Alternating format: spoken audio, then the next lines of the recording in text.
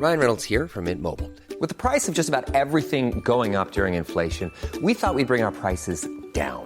So to help us, we brought in a reverse auctioneer, which is apparently a thing. Mint Mobile Unlimited Premium Wireless. How to get 30, 30, bit to get 30, bit to get 20, 20, 20, bit to get 20, 20, bit to get 15, 15, 15, 15, just $15 a month? Sold! Give it a try at mintmobile.com/switch. $45 up front for 3 months plus taxes and fees. Promo rate for new customers for limited time. Unlimited more than 40 gigabytes per month. Slows full terms at mintmobile.com. I'm Sandra, and I'm just the professional your small business was looking for. But you didn't hire me because you didn't use LinkedIn Jobs. LinkedIn has professionals you can't find anywhere else, including those who aren't actively looking for a new job, but might be open to the perfect role, like me. In a given month, over 70% of LinkedIn users don't visit other leading job sites. So if you're not looking on LinkedIn, you'll miss out on great candidates like Sandra. Start hiring professionals like a professional. Post your free job on linkedin.com/spoken today. There's never been a faster or easier way to start your weight loss journey than with PlushCare. PlushCare accepts most insurance plans and gives you online access to board-certified physicians who can prescribe FDA-approved weight loss medications like Wegovy and Zepbound for those who qualify. Take charge of your health and speak with a board-certified physician about a weight loss plan that's right for you. Get started today at plushcare.com/weight loss. That's plushcare.com/weight loss. plushcare.com/weight loss. What was it like to be a soldier during the Napoleonic era? It's a question that many people like to pretend they have the answer to. People confidently comment on everything from what it was like to wear the uniform, the conversation that these men would have around the campfire, the challenges of fighting in the line, and the practicalities of loading a musket. The reality, though, is that none of us can really, truly know with absolute certainty what these men went through. We can get close and we can explore what they said about it, try to track the consistent themes, and that's where historians come in. But there is a perspective that historians are sometimes slow to embrace, that of the reenactor. Whilst there may be some who disparage reenactors as peddlers of the myths of Sharp, my experience is that reenactors are actually some of those who have a better understanding of what fighting in the line looked, smelt, and felt like than historians can possibly hope to acquire from the comfort of their armchair. Tonight, two reenactors who have experience of fusing research with reenacting join me to shine a light on the insights that we can gain from looking beyond the finery of the reenactor's uniform. We talk about the challenges of trying to get it right, the myths that need to be busted, and the seemingly controversial topic of women reenacting as soldiers in the line. This is A Soldier's Life for Me, reenacting Napoleonic infantrymen. Up next on the Napoleonic Wars pod.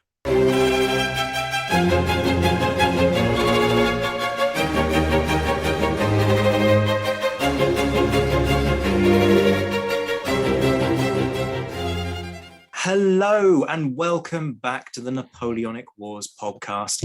And we're going to use a high technical term for this episode. This is called re-enacting shiz. And it's called re-enacting shiz because we had a group chat about this. And one of my guests basically insisted that the show was going to have to be called re-enacting shiz. Otherwise, they probably weren't going to take part. So I've got a no, that last bit's a lie. I was going to say I've got a diva in the house, but that's probably insulting one of my guests a little bit too much to kick things off. I promise you that I'm not drunk on the mulled wine yet. I am joined by Liam Telfer and Rory Butcher, who are both kind of experts within the realm of Napoleonic stuff. Again, another technical term, but also have an interest in reenactment. So Rory's, by way of introduction, is a PhD researcher at Leeds. He's basically known in academic circles as, well, Mr. Fencibles. That's basically your name now. It's a thing. He, in terms of his reenactment career, he's served with the Silesian Landwehr. I probably butchered the pronunciation. It might be Silesian, but basically he's nodding very quietly in the background saying, yes, you've screwed that up, Zach. Well done. But also the the 55th, the 45th lean. I can't even read my own notes here. Liam, on the other hand, is a former soldier, having served with the Household Cavalry. He was in the army between 2003 and 2017. He recently spoke at the War and Peace Conference in a very interesting talk about the Hougoumont farm and the impact of the fire that raged in that building on soldiers within that kind of siege within a battle that was Hougoumont at Waterloo. And in terms of his reenactment career, he serves with the 44th East Essex. Gents, great to see you. Welcome. How are you doing? I'm really well, Zach. Absolutely honoured to be here. Thank you for having me on. Really excited to talk about living history and reenactment. Yeah, thanks very much. Yeah, I'm really glad to be here as well. I'm happy to be the token continental, in that I serve with the French and the Prussian army. The Silesian Landwehr, a really, I think, interesting part of the wider question of the Napoleonic Wars, but also it's a bit of fun. That's the biggest thing with reenactment. Is it's a hobby I've been doing for just over a decade now, and I absolutely love it. And lovely to come and talk to you and the lovely listeners about it. Yes, I like the fact that we've got a spread on this, so it's not just I haven't brought in sort of 95th Rifles and somebody acting as, I don't know, the First Foot Guards and all the rest of it. What we don't have at this moment in time is cavalry. That's an interesting one. Maybe we'll get to cavalry in a bit, but the thing about cavalry is it's very, very expensive, because what do you do about your horse? And actually, I'm going to stay with that. But that's not the first question. We'll get to the first. The whole thing's gone into disarray. Appalling podcasting right here. But we're going to stick with that. Cavalry, because kit is kit, and there's a whole way in which you kind of manage the expense surrounding kit and kind of sharing. And I gather there's quite a nice little tale about how one of you has the hat that one of your brothers used to wear, which is nice. But the reason that I start with the horses is just because it's quite dangerous, right? Not the idea of getting on a horse. Obviously, like loads of people do that, and that's a thing. But if your horse isn't trained to deal with the fact that you've got a lot of flashes and bangs going on, you can't use that horse in a reenactment circumstance. And if you don't know how that horse responds, that's really dodgy as a rider. So Liam, I'm going to come to you first of all on this, because I mean, horses are literally your thing. You've got quite a lot of you used to train horses for royalty and stuff, so talk us through your kind of take on that. I mean, like you say, I think the health and safety implications and of having a horse that's seen red in an arena with reenactors on the ground is extremely dangerous. It's something I've actually thought of doing with my horse. And the processes for training, we could talk about that for weeks as it is. The processes for training would be starting small with my horse, for example. I've started playing sound effects in his stable and when I ride. So, I've got the Waterloo film on in the background when I'm in the indoor school, just to try and build up that awareness. But the trick is, again, with horses, even trained horses can be, they can get spooked by things. And yeah, when you've got people on the ground, you've really got to be careful. And I think when you're looking to reenact cavalry, you want to get the balance between safety primarily for everyone and also the realism. In Napoleonics, the numbers probably let that down slightly. You're not going to get 8,000 cuirassiers charging up Mont Saint-Jean Ridge. But yeah, in terms of the safety, that has to be everyone's primary concern. Rory, what's your experience? Particularly, I mean, I'm thinking especially if you're going to be an officer. So I'm thinking nay, and there's something what I can't even get my words out anymore. There's something rattling in the back of my head about how he has a horse that he takes around with him. I'm probably getting this wrong, but there might also have been some instance where he tried to use somebody else's horse and just wasn't happy with the outcomes. I think there's certainly a sense, particularly with the big European events, where because of the numbers on the field, and it's very much a case of, compared to UK events where we maybe have 400 maybe tops, which is a shame, but another discussion entirely.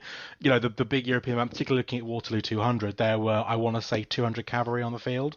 And that's not actually a lot in and of itself. But when you've got management of 3 or 4 different arms, effectively, you've got the British and the French, you've also got different languages being spoken. That's where there's always a big issue. And so I know I've got friends who've travelled and, had to hire horses locally. And with that, there's a separate lesson with the horse and trying to learn that relationship, but also in a high command, and particularly looking at, there's a line between reenactment, I guess, the story of the battle, and also what we're doing as actors, is that Ney is not often in charge, same as how Wellington is not often in charge. The reenactment wing of the battle is different entirely to the theatrical show that is the battle. And so Alan, the lovely man who plays Wellington and has done for some years in the UK, his job is to ride around looking shiny, which is, he does very well. I'm sure everyone will agree. He's a phenomenal rider and a phenomenal actor. And so that's where the line between reenactment and theatrical show maybe blurs, where the chap who plays Ney normally isn't actually doing anything to do with us. He is present and he is Ney. Same as how Mark Schneider is in the States is Napoleon, and when he's often in Europe, that is Napoleon. He actually isn't doing anything to do with us, and so there's an interesting line to be drawn between the two elements of what is effectively a public show. So, this is actually something I hadn't ever really thought about, but you make a very good point that you're there to put on a show, which therefore means it must be stage managed quite carefully, because the last thing you need is for half your platoon to start running off because they think it's time to charge, and then the rest of you are just kind of there going, what are you muppets doing? That wouldn't look ideal. So where you've got somebody like, let's say, Mark Schneider kind of being very impressive and Napoleon-esque, if he says something, do you just ignore him? Is it a case of at what point a certain event is going to happen, and so you wait for what was agreed, as opposed to if he messes it up, let's say, and just started galloping on the line and telling everybody en avant? That was an attempt at French, apologies folks. You just go, nah mate, no, that's not happening. Sorry, Rory. Yeah, it's pretty much exactly that. Like Rory said, with the bigger events, they are choreographed for the public. We want to entertain and we want to educate and inform. So yeah, you're not going to have sort of rogue Napoleons or Neys or Wellingtons charging around trying to sort of war game a different scenario. These things are sort of very heavily pre-planned, and there is a small element of sort of ad hoc just to give it that sort of that live feeling. But there'll be discussions between unit commanders and army commanders from both sides and together prior to these skirmishes and battles, so that with safety and entertainment in mind, you're not going to have people going rogue as such. Yeah, I think that's the biggest thing, is sort of coming on to the questions we actually had got lined up. Sorry to jump ahead, Zach. I've just been schooled on my own show. This is rude. This is just plain rude. The low caliber of guests that I've got at this stage. I'm just making this absolute mess of this. Something I think it's really important to come back to is the idea that actually when we do drill, we're not doing it for fun. We do drill so we know what to do, because it means that when, for example, and this is post experience, historically you'd see cavalry and then form square. Now, as a show, by the time you actually see the cavalry as a reenactment context, it'll be too late. They will hit you before you get a chance. So you form square and then they charge. It's quite civilized. And that's, I think, the case with a lot of drill, where we do the drill so we can all coordinate as a group, so that when something needs to happen, say, for example, when we reach that point, we will give fire and then retreat. We know how to do that. It might be a bit of a chaos, a bit of disarray. There might be something that goes wrong, but we all broadly know, well, if we get stuck, we follow that guy. And that's why at the junior level, NCOs are so much more important than officers, because actually the guy as a section you're looking for is your section command. He's the one who looks after you. He's the one who gets you off the field, gets you on the field. And that's where I think the parallels with real experiences possibly come into more of an effect, where you've got that very close-knit relationship at the bottom level, where nothing else matters really. When I was at, I've been at big events where there's been 500-600 people. I do not care what's happening the other side of the field. What I do need to know about is that my gun's working. I'm in my block with my guys, and we are doing what we are told as a group. And that's why drill is so important for reenactors, because as much as it's a recreation for the public as a show, this is what people did, it's also a safety thing where we all need to know we're all safe. I'm really interested in the what if somebody screws up. Oh, sorry, we will get to the questions in a minute. And it was meant to be quite a long interview as well. I was flicking through the list. I wrote a lot of questions for this, but we're rabbit holing, and I'm not even sorry. The idea that if you screw up, that ends up actually being quite dangerous. So how do you deal with that, both immediately and in kind of a longer term context? Because we're all human, right? And you do this as a hobby. You're volunteers, you're not paid soldiers. So it's not as though you suddenly resort to like 19th century crime and punishment methods, hold a court-martial and flog the guy, much though that might be entertaining for some to see. And no, I'm not including myself in that, just for reference.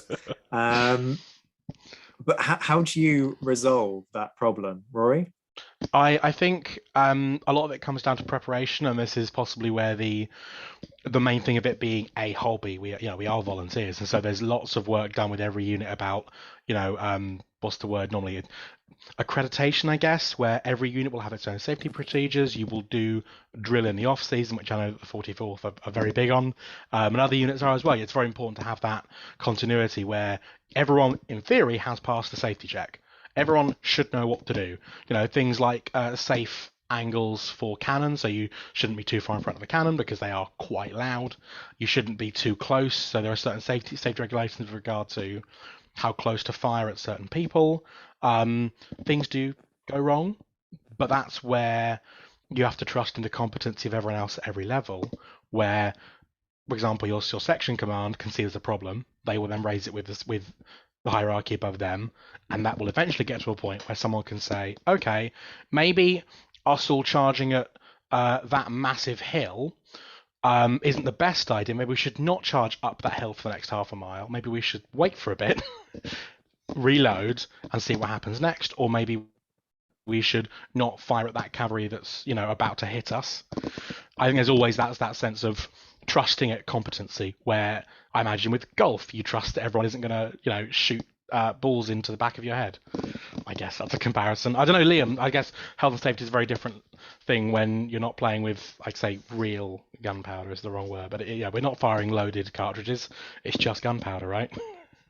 Yeah, and I think, to bring you back slightly to what you're talking about, the parallels between, the real military or the modern military and the living history element. We train as a unit.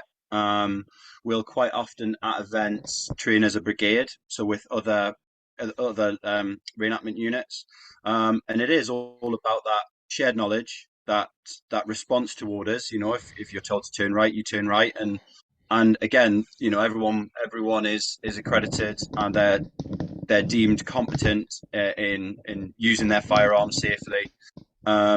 And it is, it's really similar to modern military. Everyone's trained, so that there is that level of understanding.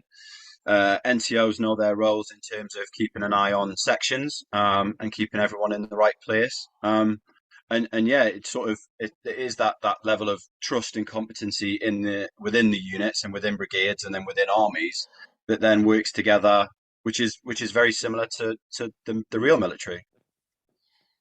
So I guess we should probably kind of do the questions that I sent you in advance, the stuff that you actually prepped for, rather than making you do this whole thing on the fly.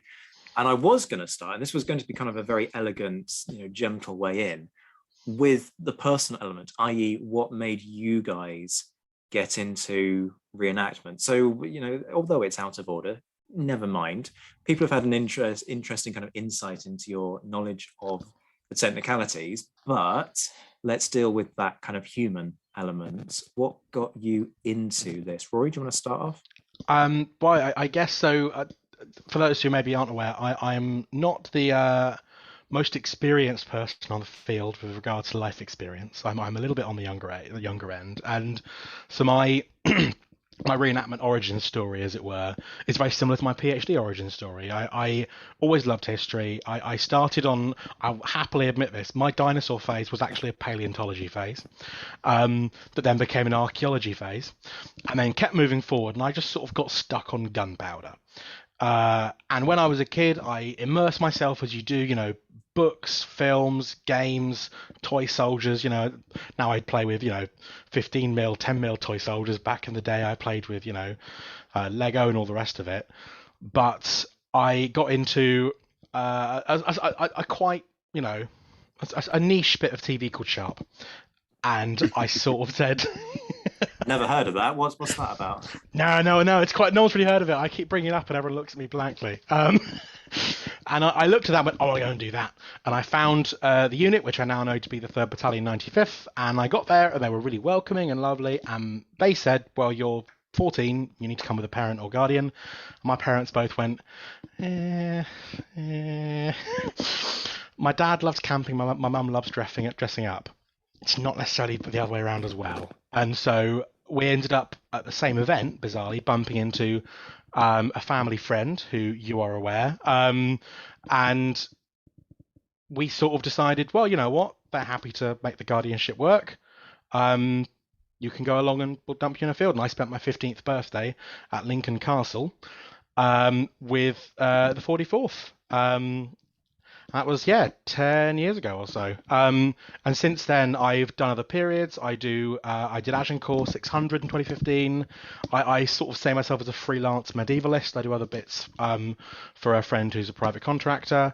I've done the Sealed Knot, but Napoleonic is always my main love, and it's such a wonderful period. There's so much simultaneous, amazing history. It's one of the reasons I'm doing my PhD on it, but also the pageantry of it, I think, is quite like any other. So that's sort of why I do it. It's quite boring, really. I watched Sharp and wanted to go and do that for real. I mean, it kind of sounds like you looked at the shiny stuff and went, yeah, I'll have a bit of that, which is, there is a seductive element to the uniforms, right? We've all looked at, the Royal Horse Artillery uniform and gone, I wonder if I'd look any good in that. To which I can emphatically say, no, I don't. Which is a deep travesty, but them's the breaks. Liam, what about you? What was your route in? Similar to Rory, my entry level drug to Napoleonics was Bernard Cornwell and Richard Sharp. I started early 90s, loved it, loved the uniforms, the swashbuckling nature of our favourite Sean Bean doing his thing. Had very little awareness at the time of the history. And it just grew from there. The main reason for the reenacting was I'd read so many books and graphic novels, as much anything on TV that I could get that was from the period, and I really wanted to live that experience, to feel what it's like to wear the red coat. What does a musket feel like when you fire it? What does ship's biscuit taste like? What does it smell like? All of that stuff. And for me, living history and reenactment is all about it's a projection of the textbook and the novel into real life. And there's definitely, I don't know if it comes from my military service, but there's also, I served on operations overseas, and I love to compare and see how different, my experiences were in Iraq and Afghanistan, and try and compare that at least in some way to your bog standard line infantry British regiment of the period. And there's certainly an element of sort of honouring them, honouring those that came before in that regimental lineage. Like Zach said at the start, I was a cavalryman, and we've had the cavalry discussion, but I come from a family of infantrymen. So I really wanted to just live that experience, and that's why I do it. I'm going to ask a pathetically simple question as well, kind of in response to that. I really want to kind of dwell on the firearms element. And get your experiences on that. But that was a question that we scheduled for later in the show, so we'll try and be nice and stick to the agreed order. I really should stop trolling my guests. It's really not a good trait of a podcast host, is it? But no, look, we will stick with the lineup because there was a logic to it, and just kind of ask what's involved, because we've talked a bit about the health and safety element, which wasn't necessarily something that I thought we were going to end up discussing, but for a lot of people, they see the end product, right? And this was certainly my experience. So my first reenactment was very recent, not that I'm a reenactor, but my first witnessing of a large-scale reenactment, for Napoleonics at least, was the recent Ligny reenactment that's done every year at the Ligny Museum. And incredible, just remarkable in terms of seeing the glitz and inverted commas glamour, and seeing different people doing different things. Like the first thing that I came across was a guy hammering the hell out of his boot because it clearly wasn't working for him.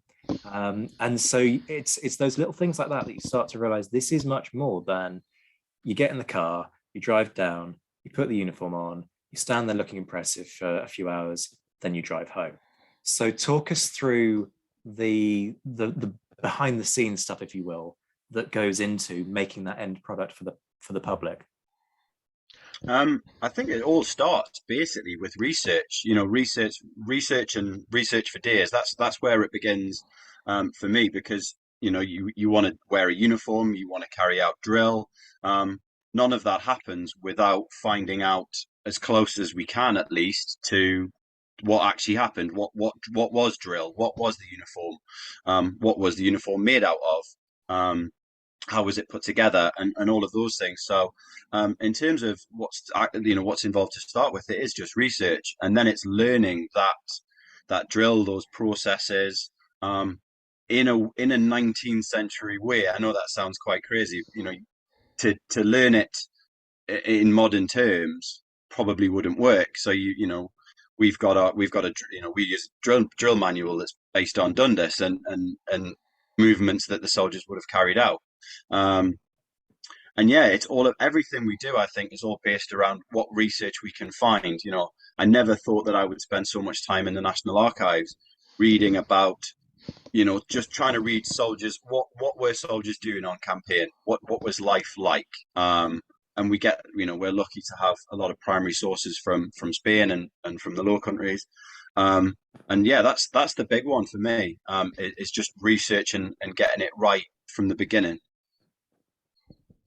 Yeah, I think it's interesting. I've got a bit of an odd. So I mentioned that I joined the 44th, and I served with them for many years. But as Zach said previously, I now serve both Napoleon and King Frederick Wilhelm, which I love doing both of them immensely. They're a lot of fun, and so I think doing non-English impressions has got a certain challenge, which you don't necessarily have playing the Redcoats, which is that translations. And we're lucky that there's been a really amazing work the last couple of years that's been done by a number of historians and a number of living historians and a number of practical experts in material culture, I will say, as my fun buzzword.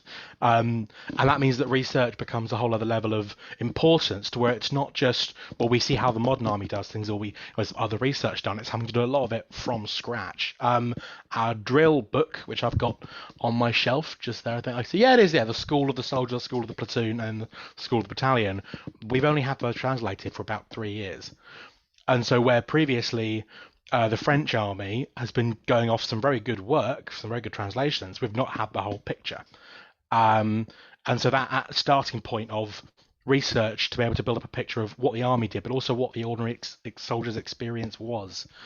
I think diaries and memoirs are such a valuable source for any historian, any enthusiast, but as a reenactor, to know what the men did on the ground. Experiences of Russia are very famous. The retreat from Russia, we know what happened for a lot of it because these men wrote, the survivors wrote about it. Or the officers. And that's the biggest thing that I found combining academic research with living history, is that my own research at the upper level, they're not really talking a lot about specific things. It might be, I saw a man do this, but it's often quite limited. they're talking about big army organization stuff, which is useful and gives us ideas on, for example, the camp layout, quality of tents, whether they did have tents. But the ordinary person's experience is not often written down. And so that's where it comes from a mixture of using material culture, physical things. The regulations say that the men had 2 pairs of trousers. The regulations say they had 2 pairs of shoes. They had this many shirts. They had to wear a queue. So that sort of stuff informs us in one way, but also using information from other periods can be quite useful. So I'm doing a lot of research for myself into the French Army and the American War of Independence. And that can inform a lot of what we do for Napoleonic. Even if it's not identical, it's at least to get a sense. And that sense is the more important thing. Guesswork is one thing, but having at least an idea, I think, is better than nothing. See, it is really tempting at this point to rabbit hole into the whole realism thing, but we'll get there, because that's a whole discussion in itself. But there's a kind of another contextual one that I want to just put out there before we get into that. And that's about kind of the benefits of this. This is a form of public history. And with that comes an element of responsibility. You've got some people who I imagine come into this, just wanting to relive sharp. They're that type where they want to have a few beers and, have a bit of fun and then go home again. And perhaps they don't really care much about the realism. You've also probably got those who've read Bernard Cornwell. They think every single thing with the best will in the world that's written in Bernard Cornwell is actually factually accurate, and folks hate to break it to you, but even Bernard himself says, look, sometimes I get things wrong. Deal with it. It's a novel. I know, shocking concept. So you've got all of these things at play, and then you've also got people who are quite scathing about reenactment. They kind of go, oh, well, it's just dressing up, isn't it? So just talk us through what you, I guess, would say to the naysayers. What are the benefits of this as a form of public history? The obvious one here, of course, being that it's exciting and it's tangible and it's visible. And for somebody particularly like me, so I really struggle with imagining things.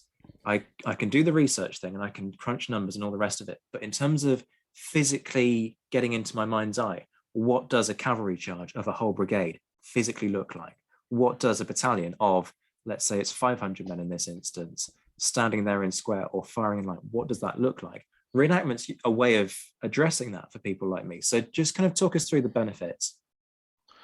Can I jump in first? That's okay, Liam. I don't want to cut you off deeply. I think I want to I think you're right that tangible seeing and holding and touching is not the same as reading about. And there is, I think, a very important distinction in people's ideas about what reenactment is. It's not about the battles are fun. They're enjoyable for us. They're good to watch. For me, a lot of the enjoyment comes from talking and going, look, this is a thing. This is a replica of, insert material here. And I think that's a way of connecting with people, and particularly kids, but also I think even, I will happily admit, I am effectively a child with an adult budget, well, PhD budget, but, I don't mind being that. I love being able to go to museums and go, that's really cool. And I will happily do that to anyone who will listen to me. And so, going and doing things is not the same as reading about it. I mean, 2 personal examples. One is that for your research, Zach, for example, of being whipped, we know that flogging was quite common, right? I have friends in North America. This is a big shout out to the 8th King's Own and Marcio de Cunha, who's a wonderful reenactor in North America who does War for Independence. He was part of, some years ago, a demonstration of a flogging. And he said it was horrific. They will never do it again. Because that was his experience, that was so appalling to go through that the idea of doing it again is not something he wants to really entertain the idea of. For the first time in my life, I nearly broke my own profanity filter on this show. What the hell were they thinking? How did they get somebody to agree to this? I very much suggest you, I will pass you on his details to talk more about it. But the impression was very much, safetified, not a real flogging, not actually going to whip this guy. But it was part of an experiment to sort of prove to the public and go, this is what we joke about. This is what it actually is. And he's spoken about it before in a couple of forums. He, very much not going to suggest going and flooding him. But his experience of that was so different to anything he'd read about. And from what I've heard, that would be something that would be useful for me as a researcher. In the same way, as an example, Waterloo 200, people have been to the battlefield. It's quite a steep valley. It used to be steeper. It's still quite steep. Brigade of 400 fires a volley. We genuinely couldn't see the French, and they were 150 yards away. Genuinely couldn't see them. And I think the fog of war I hadn't appreciated until doing it and seeing, that's a lot of smoke, isn't it? You times that up by 4, 5, 6, 800 times, you can see why these things get the names they do. The fog of war is not a joke. It is a real thing that does form. And even, small battlefield in the UK, 20 or 30 voltlet guns at once, it's a big effect. And I'm very much coming at this from a civilian perspective, so I'm sure Liam will be able to tell me I'm deeply wrong about some things, having not actually experienced this. But I think that, we're not here as real soldiers. We're not here as you are meeting a Frenchman from the 18th century. You are my Silesian impression. We are conscripts from Germany. Who we are playing men who served the fatherland, served their country to protect their country and their homes. That's something people can, identify with. The idea of your home's been invaded, it's been occupied, you want to protect it. That's something people can understand. And reading it in a book is not the same as, hello, I am a reenactor, but I am playing someone. My impression of this is someone who has been drafted to protect Germany from the evil Napoleon tyrant. And I think that's a really nice discussion to have in person. It's not glory, honor, running around, playing with guns. It's about real people's experiences. So, Liam, please do feel free to jump in on me. I think just to, if you want to talk about the benefits of, like you say, the benefits of it being a public history, and I think you sort of nailed it really, Zach, when you say that sort of leap from textbook to imagining it, and it just gives people that sense of what things were like. They can, like you said, Rory, they can feel things, and it's that, it makes it more accessible. It makes it more real for people that, with different neurodiversities, different learning styles, that kind of kinesthetic, that visual, that audio learner who struggle to sit down and read a book, or to, even watch an episode of Sharp, for example. But when it's live and it's there and you can see it and you can smell it, I think it just gives it, and this is, this, you could say this for different periods of, different reenacted periods. It gives people that real accessibility to history. Someone who maybe didn't really enjoy school or didn't fit in with history at school, or kids, like you say, who haven't quite, got to that level in school or academics yet. And it's like, wow, this is what a soldier in a red coat or a blue coat or a black coat looks like. And yeah, and to be able to reach out and touch it, I think is so beneficial. For engaging the public, for creating public discussion about history. Not everything that happened, in history is good, and we can learn from that, and we can discuss that as part of our impression.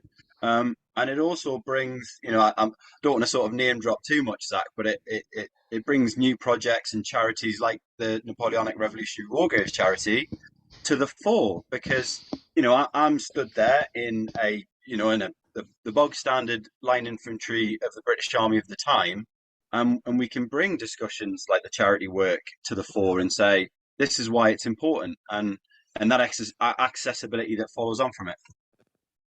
#ad, #shameless plug, www.nrwgc.com. You can thank me later. Slickly done there, Liam. Thank you for that. I agree with both of you. So the one that always sticks in my head in terms of just how much of an impact reenactors can have is aboard HMS Warrior. Now, I'm a diehard, dyed in the cloth, nail my colours to the mast HMS Victory fan. To my dying day, I will always say that I love the experience of walking around Victory far more than I do Warrior, for a variety of reasons, not least, the period and the history that's kind of, okay, it's a replica, yes, all right, you can just keep that to yourself. But nonetheless, all of that just kind of comes together and makes Victory an incredible experience in and of itself. Warrior, they know that they can't fight that. So what do? They get 2 or 3 utterly incredible reenactors who I'm guessing they've employed. And you've got one guy who's the boiler, kind of the stoker. You've got one guy who's, the senior lieutenant or whatever.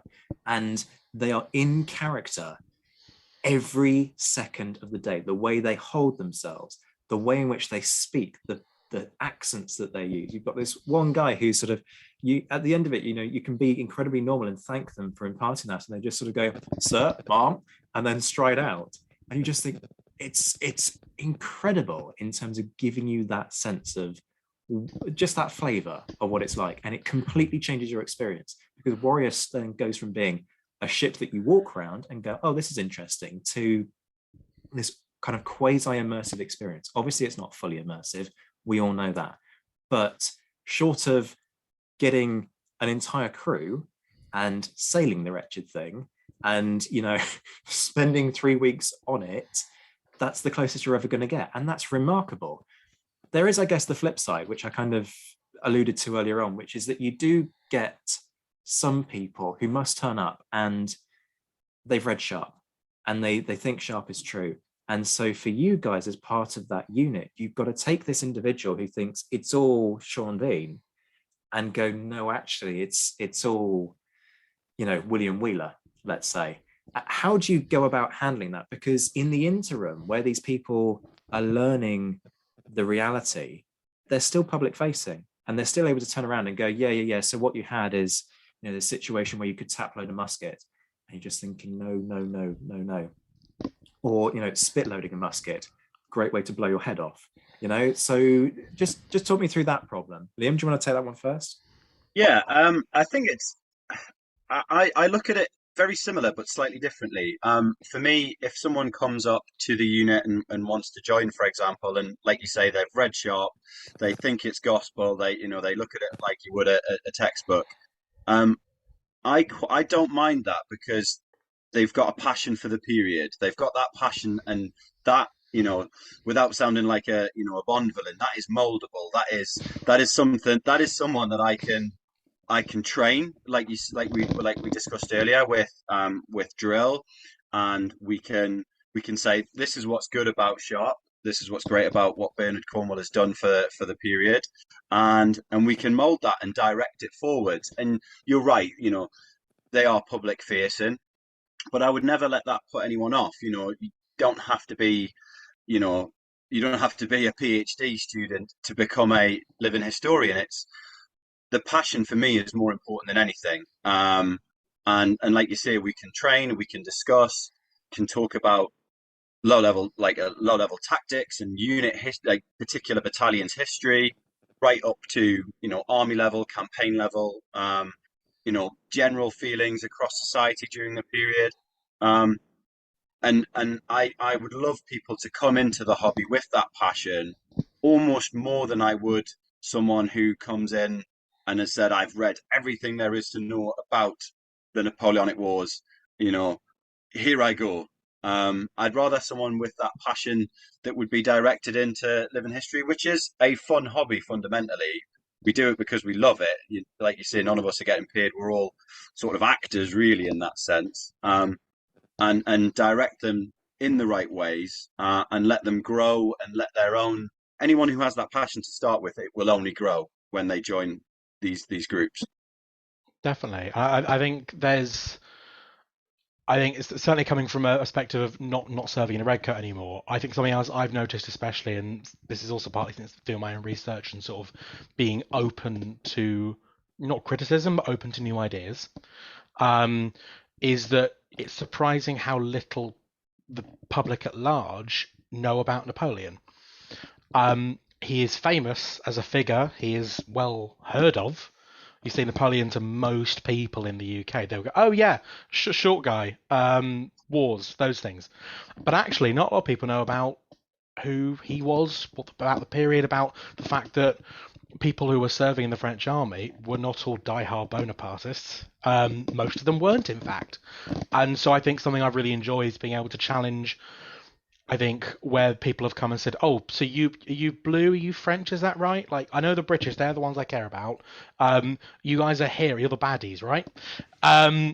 And I've had to be fair. I think there's an element of pantomime villainesque where it's the Corsican tyrant, and it's easy to slip into that. And I certainly have been at events before where it's been very much the crowd have always been encouraged to cheer and boo, which it's a great show. And I do love it. And I think it's absolutely part of what we're doing. But I think it's also lovely then being able to have a conversation and go, we are the baddies, but we're not really. Like, statistically, most of the French army by 1809, with the period we sort of look at, or at least a good proportion of them, are conscripts. In fact, vast majority, probably in some regiments, were conscripts. They were not there by choice. These people did not, enjoy the military lifestyle so much as they were tolerating it. And we know from some memoirs where these men were, it's okay, I'm getting through, I want to come home soon.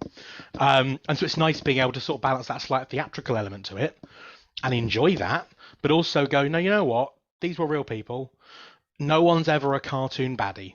Throughout all of history, it's never good and bad. It's never black and white. There's always shades of nuance and grey. And so I love being able to have that discussion alongside, being able to sort of talk to people. And you said before, Liam, about, moulding that passion. And someone goes, I want to find out more. Well, that's great. Let's talk to you about it. Let's find ways to make it interesting. It is amazing how that psyche is kind of hardwired into the public attitude, particularly over here. When I was doing a talk at Chalk Valley, I just kind of tried to get a sense of, the crowd's mood on Wellington, Napoleon, and Sharp. Wellington, because it's the first one, you kind of get this quiet cheer that then kind of grows as people get more confident. You stick Napoleon up next, and there's an outpouring of booing, with the occasional kind of pro-Napoleon guy kind of trying to cheer and drown out the rest. It's just hardwired into the psyche. Let's talk about realism. This is an important kind of aspect. And Liam, I know this is something that you're incredibly precise about. We were talking a little while back about how, you'll carry like bags of iron filings to represent weight of shot and things to make sure you've got the appropriate weight in your pack or in your cartridge box or whatever it might be. But equally, there are going to be those who, with the best will in the world, they want to hang out with their mates, fire a few rounds, have some beers around a fire, go home. How do you deal with that disparity of kind of intentions and perspectives and desires across a unit? Because you're going to have that whole spectrum, right? From the diehards through to the, I want to have some fun, it's my spare time, it's a hobby, I'm not willing to take this too seriously. So how do you resolve that across a unit where ultimately you've still all got to have enough realism, enough of a desire for that realism to deliver something authentic to the public? Liam, do you want to go first on that? Yeah, I think, like you said, it's all about that creating that balance and that, that sort of safe space for people to learn and express themselves and take what they want out of it. There's a few of us that I know within the hobby that will do as much research as we can, and like you say, I weight my cartridge box to represent the lead balls. I'll use my canteen as it was intended. I'll carry the kit as close as I can, and again, that comes through mostly primary source research. And if the guy stood next to me in the line or on parade doesn't necessarily want to do that, I'm never going to criticize, because it's about that balance. And I think that really comes from like your unit cohesion and your unit education. And there is an element of sort of setting your stall out with people who like to join, and you say, look, we want to have fun. It is a hobby, but there are sacrifices that you'll need to make financially, physically. It's hard work, and you have to be, I think as long as you're honest and set your stall out, I think you can create that balance through both education and encouragement. We don't want to exclude people from joining in, but at the same time, like you say, when we go on parade or when we carry out a skirmish in the public, there has to be a set level of realism. And I think we just do that through discussion and through education. I certainly think that it's tricky to, if I had a drink for every time someone as a reenactor asks me, so how real is it? It is a common question. I think it's because people want to know. is all what you're wearing correct? And some units will outright say, we have done research, we have, as a unit, this is the impression we produced, it is spot on. There are some units that I have a lot of respect for ensuring that there is a minimum standard everyone makes. There are some units for whom that's really important, but it's not necessarily as focused maybe as some people would be on it. And I think it's good that it's a hobby because there are different ways of doing it. Same with how there's different ways of doing every hobby. There's different ways of doing hobby off the top of my head. Wargaming. For hopefully some of your listeners who are wargamers, there is not one right way to do it. Some would say there are some wrong ways, but there are very rarely one definitive, this is the correct way to reenact. Other periods have got other approaches. The word I don't want to use in a political context, in reenactment context, is often progressive, which is that we don't necessarily say that what we're doing is all right, but when we find something that's wrong, we will fix it. And that, I think, is a really healthy approach. Liam's nodding quite a lot. I think that's a really healthy approach to the hobby, which is that not everything will be right. Not everything is always going to be right, but we will do our best as much as we can to make that real for the public. And I think it's really frustrating. I've had it before where I've done lots of work. I do lots of medieval things. I've just finished an impression for the 1380s to about 1400. It's a transitional period. I've put a lot of work into that impression. I've chosen the colours myself. It's all based on excellent examples. The needlework the guy I've done is phenomenal. No one cares because it looks weird. And so I think I've certainly had conversations before where the uniform we can have done an amazing work on, amazing research, amazing practical experience of it, and the public go, yeah, but I want to see your gun. So I think there is certainly something to be said for trying to encourage people's interest to go beyond the surface. It's never just look at the uniform, isn't it pretty? It's no, let's talk about this. Is that button right? Can we fix it? Is that particular element of your shoe right? Can we fix it? I'm going to stay with exactly that. That's a lovely little segue that you've just done for me there, Rory. Much appreciated. Because there are, I want to kind of give people an appreciation of just how much goes into this and the level of knowledge that kind of ends up going into something as simple as a cartridge box. Because I'm not being funny. It's not like you can go on Amazon and just order one because they're being mass produced by some company wherever. There are the number of times I get slightly dodgy messages from, people overseas saying, I'm an expert recreator of uniforms. Do you want to buy my product? And I'm like, no, thanks, but no thanks. I don't need like a cuirassier uniform right now. That's not on my wish list. Is it not? I know, funny, isn't it? Who'd have thought it? But by and large, you alluded to this yourself, Roy. You make your own uniforms, or uniforms are made in-house at the very least. So we'll start with uniforms and what physically goes into making kit like this. And I'm talking kind of really kind of granular stuff here. Like, how do you get the right type of cloth, or do you, inverted commas, make do with a modern equivalent? Do you get it dyed yourself? Does that vary between different regiments and units and so on? The physical thing of making it, needles, the right types of thread. Do you make it so that it's durable, or do you make it so that it will end up being a little bit tatty and falling apart and needs repairing over time? Because with the best one in the world, if you get the sewing machine on it, it's going to have a better kind of finish quality than if you do it by hand using the tailoring techniques of the period. So, Rory, I'm going to stay with you first of all, because you were just talking about this. Talk us through the uniform. I think it's also, coming back to what we said earlier, every unit has its own way of doing it. And a lot of that is a conversation within the unit, but also within the larger apparatus. So as a member of the French Brigade for the Napoleonic Association, we as a brigade have been doing a lot of work recently. Not me personally, I'm part of the effort, but I'm by no means representative of it. And a lot of it comes down to, I think, a compromise, because at the time, as you will know, as you'll both know from research, and hopefully listeners will know, you don't exactly get, detailed specifics about material. You aren't getting regulations going, you should use specifically this weight broadcloth for every this garment. You don't get that. It's just cloth, or broadcloth, or superfine cloth if you're very helpful. And so because of that, there's an element of using information we have about other from other sources. So, for example, Jane Austen, sorry to break it to a lot of diehard military fans, is actually a really good source for clothing for this period for the British Army, because she talked about it, because she was taught to sew, because she was a woman. And so there's lots of other ways in to getting a sense of what clothing should feel like and should look like. There's been research done, as with everything, a lovely set of books by Ben Townsend. I can't remember the publisher, I don't want to give the wrong one, but he's done a couple of really good books about looking at regulating fashion, and it's about that relationship between fashion and military regulation, which can also be informative. You also have a look at extant examples. So there are period garments in archives, which I know that is Liam seen, or is it someone else within the 44th? But I know there are other people who've seen physical examples that do survive or similar. So you're trying to do a unit for the British Army, you can't find that unit, but you can find another unit in the regular army, and for example the local militia unit. Now that can be still useful.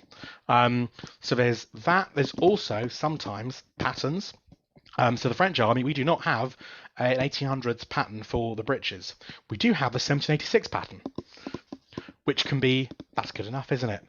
I think there's an element of trying to be representative in that it's unlikely the breeches will have changed that much.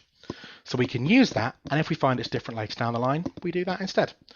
So yeah, there's a mixture of practical application of other sources, practical application of extant examples, and then from there taking the next steps. And you mentioned machine sewing. I personally, and I'm not representative of any other unit here, believe that machine sewing for the construction guards, the main seams, the reinforcement seams internally, is as good a comparison to period hand stitching. That's based on me having a look at some period examples. That's me having a look at some period discussions. That's not me saying I believe everyone should just use machine sewing for everything. That's me saying I believe it's an acceptable substitute to save time and money. Now, thread is another discussion entirely. And again, the same thing applies. We should be using a linen thread where appropriate. However, linen thread is expensive, and so there's often a discussion about how far to take that. And that all then affects durability, because I know people who've got entirely hand sewn, entirely recreated garments, and because they are entirely recreated, they tend to wear in the same places because they've been built the same way, so the stitches will go at the same places. And that's really useful as an archaeology perspective of going, well, okay, why is it we find buttons from a certain place? Well, it's because they always rub in the same way, and that place always rubs the same way because it's made that certain way, and that can be really useful. And I've got garments myself that have been made in a period way, which have worn in a period way. That's really useful. But when we look at, I'm just going to pull out my Napoleon's Infantry Handbook by a book called Terry Crowd. It's a wonderful book. He's compiled a lot of source work into this. Lifespan of an abbey, so a French jacket, should be 2 years. Now, if mine only lasted 2 years, I consider that a poor investment because I've just spent quite a lot of money on it. So we then have to make concessions as reenactors, the fact that we are hobbyists. We want this stuff to last for a long time. It needs to not be a period,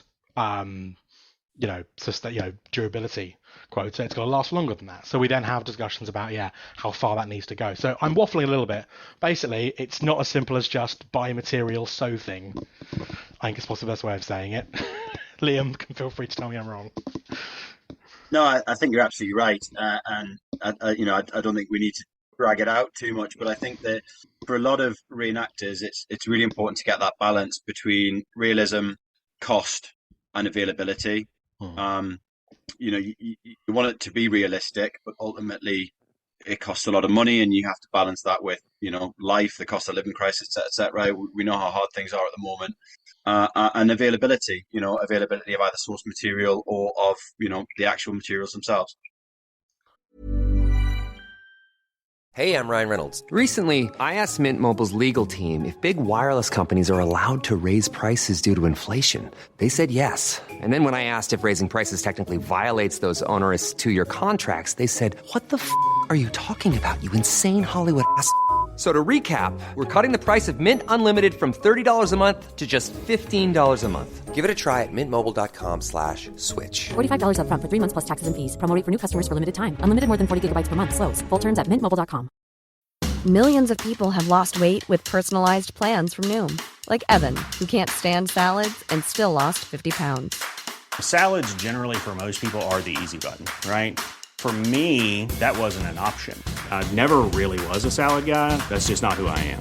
But Noom worked for me. Get your personalized plan today at Noom.com. Real Noom user compensated to provide their story. In 4 weeks, the typical Noom user can expect to lose 1 to 2 pounds per week. Individual results may vary. So the next up, the one that's next on this is obviously kind of wider kit. You mentioned earlier, Rory, everybody goes, yeah, uniform, very cool, but what about the gun? And I'm sure you get the questions like, why aren't you carrying the Baker rifle? Or I can also imagine people kind of going, so is that bayonet sharp? All of these kinds of questions. But in the process, I think people perhaps miss the point that, yes, the musket, very shiny, but it's one part of a wider apparatus that you carry. There's a lot that goes into the bag. So talk us through what you physically end up carrying. But then I'm also interested in, if you're in full kit, what does that restrict you from doing physically? This idea that you reach for your cartridge, can you do that particularly efficiently if you've got a pack of however many pounds on your back? Does that then influence how you would have skirmished in a given scenario? Just talk me through the kind of the insights you get from that. Liam, we'll go to you first. Yeah, well, I sort of pride myself is probably not the right way to say it, but one of the things I really want to do, and again, like we discussed earlier, I really want to try and get myself inside the mindset of that Napoleonic infantryman. So I will try and carry everything that I can find within primary source material, from a razor, soap, spare shoe soles, spare shirts, spare stockings. So, cleaning kit for myself, cleaning kit for my equipment. So I have a little tin, and it's one thing that we've experimented with using, brass wasn't a thing. So we use either brick dust and oil or sand and oil, because soldiers were expected to keep their kit and equipment in fully working order. And the list is long. It goes on. We carry musket tools. I think a lot of reenactors will have the equipment that they take for events and the equipment that they use at home. I'll happily admit, when I'm at home and I'm cleaning things like my musket, I will use brass and autosol and other great polishing equipment is available. But when I'm in the kit, so to speak, I will try and only use what A, I'm carrying, and B, is correct for the time. And to go a little bit back towards the sort of uniform type of thing, like you said, the weapons that we carry, the muskets, the rifles, the bayonets, they are expensive things. And, if I lose it or it breaks, I'm not going to go to my platoon sergeant or a company NCO and say, my musket is broken, I need a new one. And there they go, here you go. Or I pick one up from a fallen comrade. It's a case of, I need to financially replace that.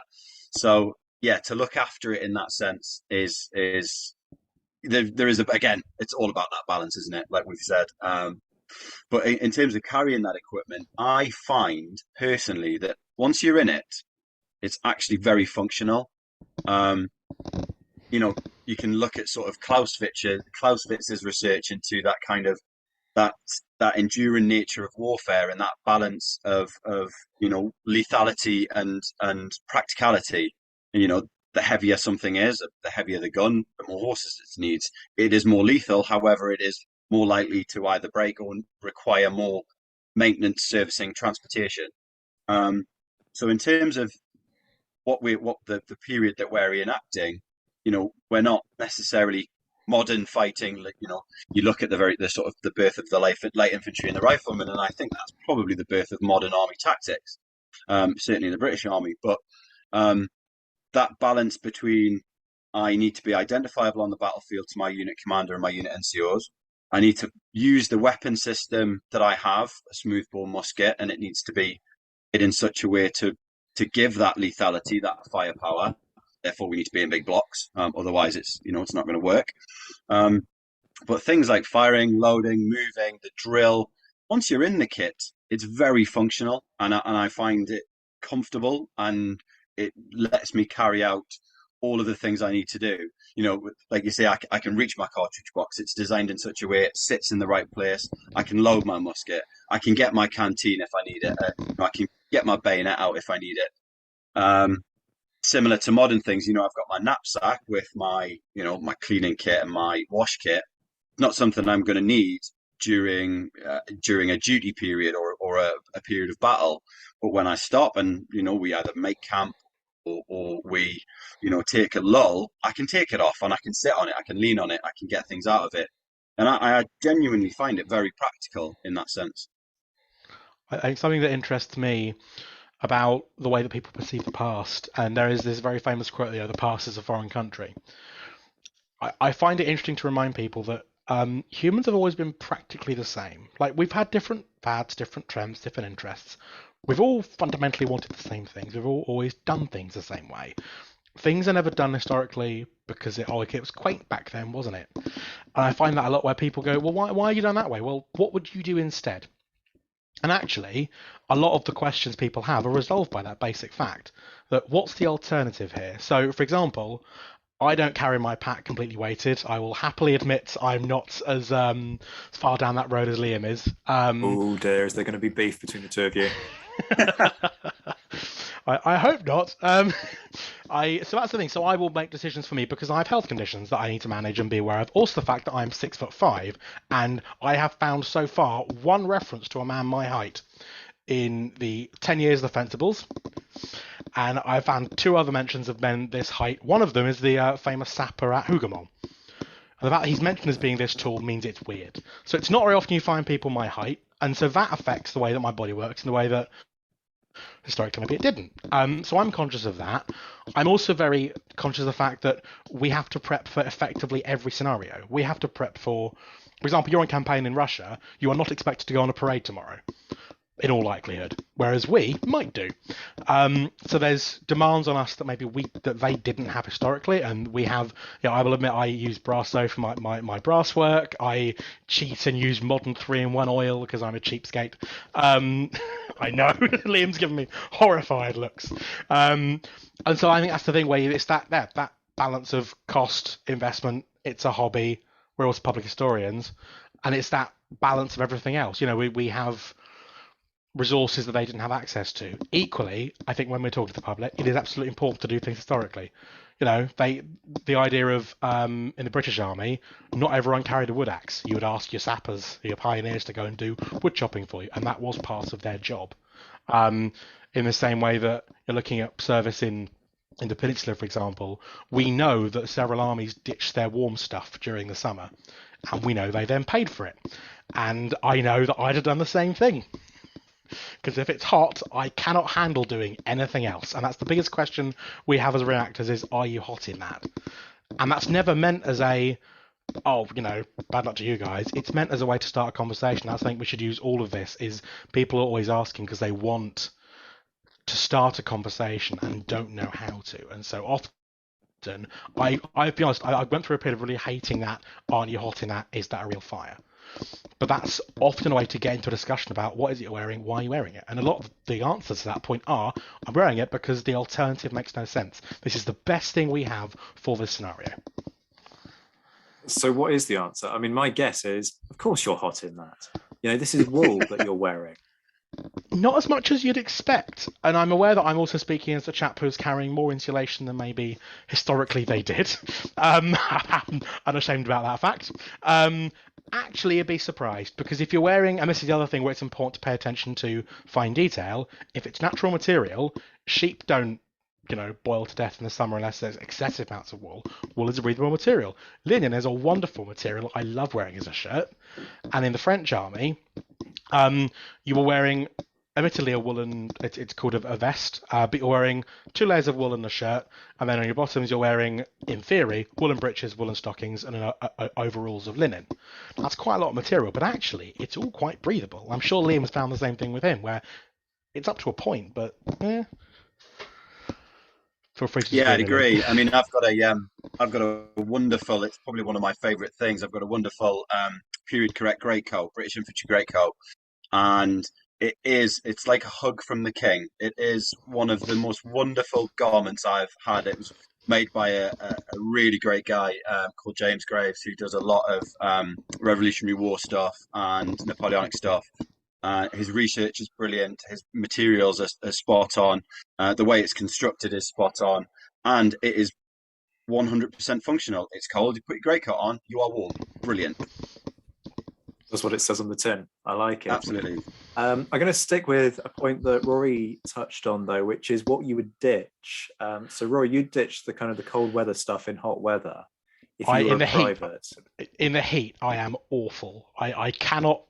When it started, especially in the summers we're getting now, where it's getting worse and worse. I genuinely, everything else can leave. I cannot stand heat, and so breeches I'd be getting rid of. Stockings even, I was really surprisingly warm. I, again, say this happily as a man who's happy in my masculinity, I like wearing my stockings because they're really warm.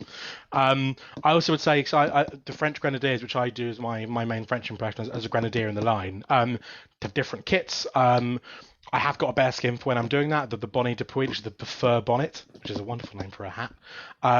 It's really heavy. I hadn't appreciated that.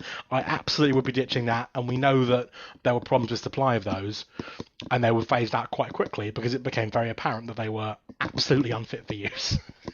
Liam, if you were a private, what would you ditch, given the choice? I'm going to be quite controversial and say it's obviously very scenario based, but I don't think I would ditch any of it because it is functional. It all serves a purpose. I carry it because I need it. I need to shave, so I carry a razor. I need to fight, so I carry a musket. And I suppose if I was pushed, I'd probably get rid of the leather stock. They're not as bad as as our great friend Richard Sharp makes out. They are functional. They are fashionable as well. They wore stocks in the time. It's that leather stock is part of the fashion, not just the functionality of keeping your head up and keeping your head nice front.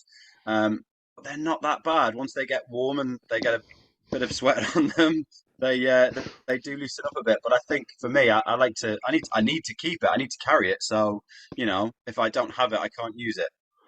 I've got to add there, since switching to the French as a recruitment message, the French army had it was backed with canvas, but it's a linen stock. It is comfortable. Just saying.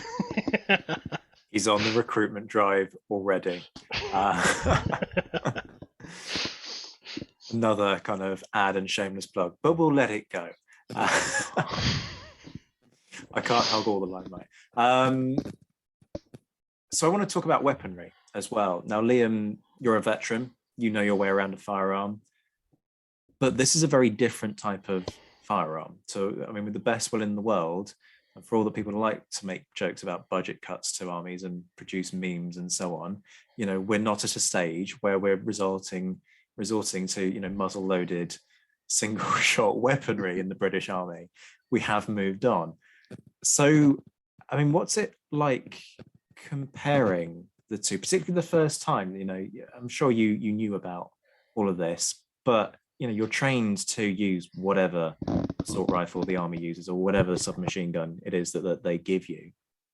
Very different, of course, to what they were issuing 200 years ago. How did the two compare? I mean, I was lucky during my army service. I was very fortunate to fire a lot of different weapon systems. The immediate thing that comes to mind with this question is the delay, and Rory will know what I'm talking about, and anyone of the listeners who's fired black powder will know. From my experience, you pull the trigger, it goes bang, and hopefully the thing that you're pointing at the target that you're aiming at will fall. But with the black powder stuff, you pull the trigger, there's a click, and then you're almost it is very quick. But for someone like myself who's so used to that click bang we're firing, it is quite unnerving, and it's almost I've found myself, even having fired quite a few times now, sort of pulling the trigger of my musket and looking down at the pan, and then it goes bang, because there's that delay between the spark hitting the pan going through the powder igniting through the touch hole, igniting the charge, and then the thing going off. But so yeah, that was certainly the biggest difference for me. I was very fortunate a little while ago to do some black powder clay pigeon shooting, and I was absolutely awful at it because you're tracking a clay in the same way that you would track a clay with a modern shotgun. But then by the time you've pulled the trigger, the firing process has happened, the clay's gone. Like it really changes. It really changes your mindset in terms of aiming and firing. So that's certainly the biggest difference for me. And Rory, what about you? As a civilian, I imagine this was a bit of a learning curve for you, unless you happen to live on a farm and spend a lot of time around shotguns. I know I'm from the rural, home counties, but I'm not quite that bad. That one wasn't intended as an insult, all right? I'm just making it clear. Oh no, I'm fully aware. I think it's something that interests me is because when I started, I was 15, 14, 15. I was a kid, and I'm another thing that I'm quite open about is being neurodiverse, and that gives me the special power of having obsessions. And so I very much when I started, having watched Sharp and that whole process you get immersed in, doing it for real, I think the biggest adjustment is going from doing it as a drill exercise on your own or in a line to doing it with the actual spicy pepper. And doing it with black powder is such an adjustment because you're suddenly very conscious of where the gun is pointing. And of course, historically, they were this as well. And there's a reason that you were trained on your own in small groups as a block, because doing it and suddenly being conscious of the fact that if it goes off, someone is getting probably quite badly hurt. That's an adjustment, and that's something that for me, as having never actually fired a gun in that context before, was an experience. But once you get past that, you'll be surprised how simple the process gets. And this is one of the reasons that historically, looking at the French manual behind me as well, it was done till it was automatic. You do it until it just becomes instinct. You don't really think about it. It just happens. I've done it before where I've done shooting competitions, and I get to the end and I go, oh, did that happen? I've just blinked and missed that, because your brain just goes into autopilot. I imagine much like driving, like riding a bike, it's something that just picks up. It's, I think, something that's, Liam is right, that there is a very fractional delay on it, and that can be quite unnerving at times, and that's possibly where some of the theatrical comes from, where people want to see gunpowder, because gunpowder's so visceral in a way that cordite and modern firearms aren't.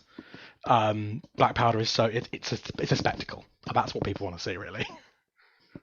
Yeah, it's funny, as somebody who's never actually fired any type of weapon, except perhaps on something pathetic like Call of Duty, which I'm well aware does not count.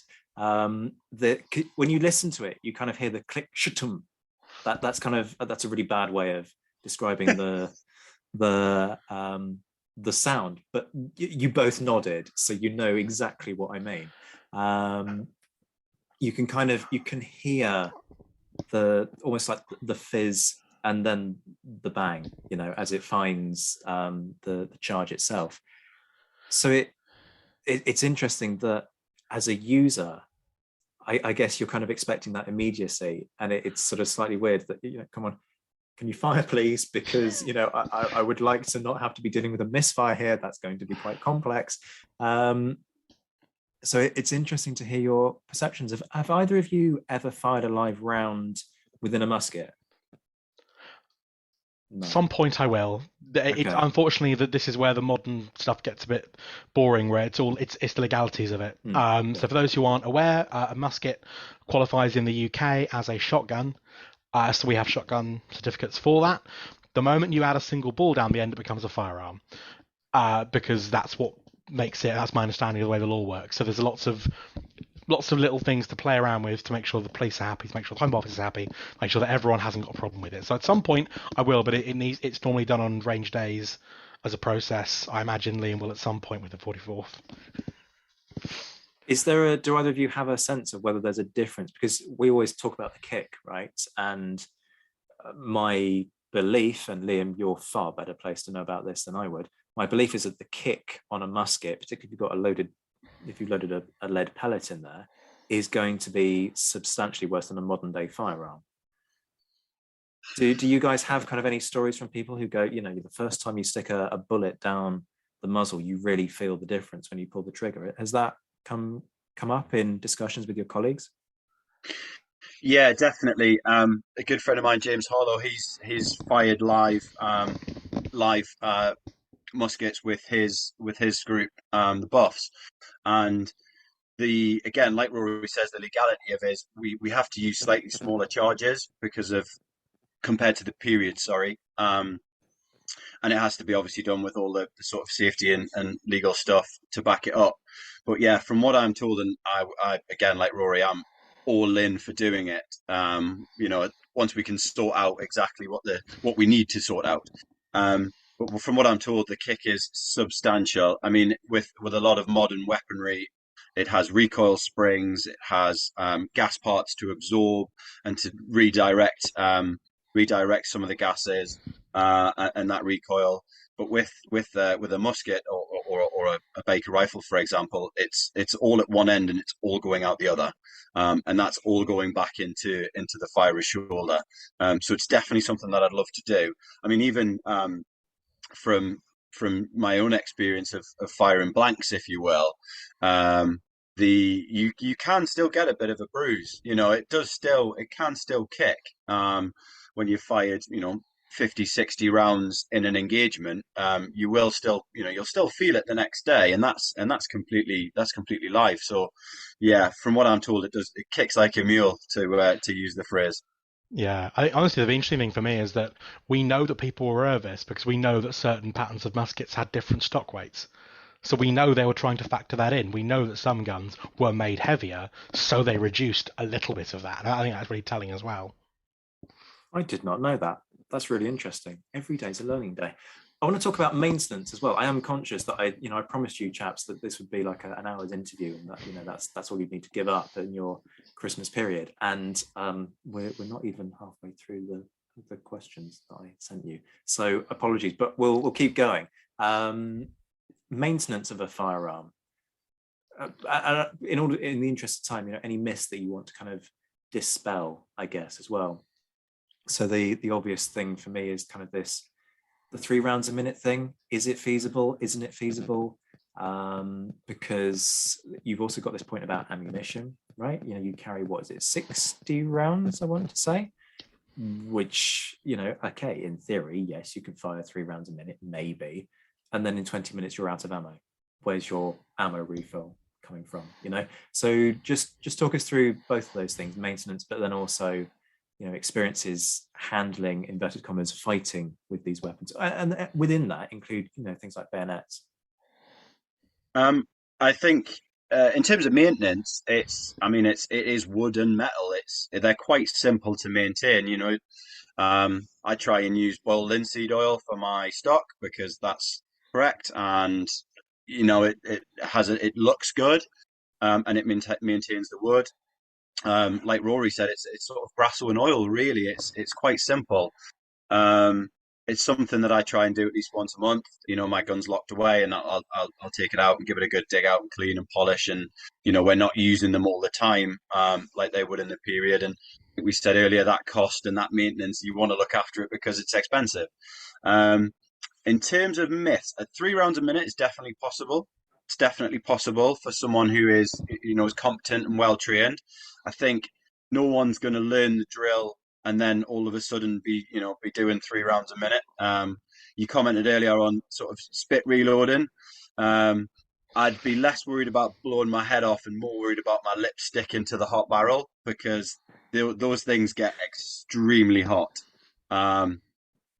And again, like Rory said, that mechanics of the drill is very safe. It's very safe. And come, clockwork, you fire, you reload, you might move, the section or the platoon or the company might move, and then you fire again, and it's a real safe process. But 3 rounds a minute are definitely possible, even carrying out the drill movements as prescribed in the manual. Something I'd like to add to the maintenance, it's just oil. I think the biggest thing, as Liam said, is not using it every day. It experiences the wear differently. So springs, for example, take more tension because they're not being used as regularly. It's something I notice. The biggest, I think, myth I can dispel is having fired both I'm going to say 77 Model 9, not a Charleville. It's not the period term for it. A 77 versus a Brown Bess, is that there are different experiences as firearms. It's the same with any musket throughout the world, any gun you're going to experience. A firearm can handle differently. They are very similar. They're effectively the same thing with different, I guess, different casings. But the best way of saying it is that because the best is a touch shorter, and I'm quite a tall guy anyway, it's quite practical. It's handy and it's a nice size. And actually, the India pattern, having fired a Shortland as well, the India pattern is a very nicely designed bit of kit. It's a very handy bit of kit. That said, the 77 is a really also wonderfully designed bit of kit. I see a lot of Sharp fanboys on forums saying, oh, well, obviously the French gun was massively inferior because the French lost. And they are categorically very similar. I would say that the 77, because it's a little bit longer, actually is more comfortable to handle in some ways. It's a nice length, it's a nice weight. The weight is sufficiently far back that it balances in the hand. But also, it's a couple of practical things that the best doesn't have. And the best uses barrel pins, and the 77 does not. And that's a very small difference. But in the field, in the middle of a field in Spain being shot at, I can imagine the 77 being much easier to deconstruct than a best on the basis that you haven't got to tap pins out, which is a very, very small niggle. But I think there's a reason that a lot of Europe use the 77 as their model for all their weapons. The 1809 Potsdam is a 77 reskinned. The Russian, I've forgotten what the Russian musket's called. They used that. The Austrians, the Spanish. It was used for a reason. And actually, I think the biggest myth I would say is that they're more in common than you would realise, but the differences can be quite substantial. The biggest thing is the bayonet. Now, a very famous bit of pub quiz knowledge is the bayonet fixing in a light bulb is called that because of the lug, which is true. The lug locks that way. The Charleville, the 77 bayonet, has a lock on it. And that's a very small thing, which I can imagine making a big difference to in context, that the Brown Best doesn't have. It's just fitted, and the idea is the barrel will heat up and cool down and lock it into place.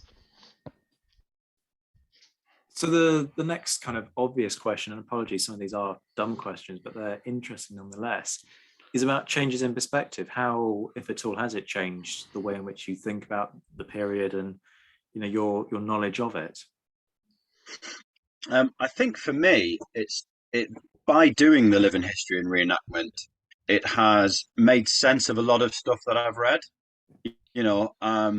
It's sort of put that into a physical context for someone like me. I can understand it. I'm not the brightest button in the box, but I can read it and then I can live it, and then I can go, wow, that is the perspective. And I think we did a bit of a fundraising event earlier in the year where we walked for 30 miles over 2 days in as close to period kit as we can safely manage, with an overnight stay in a barn on straw and using great coats and blankets and things. And I think the biggest thing for me was just how hard these people were.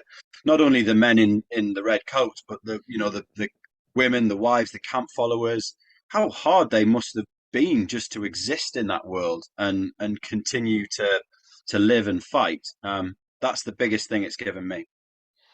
I think it's interesting matching up, and especially because I started when I was a kid, and then I've got as I've become older and experienced life more, is how hard life is actually. Liam's quite right. Doing basic stuff.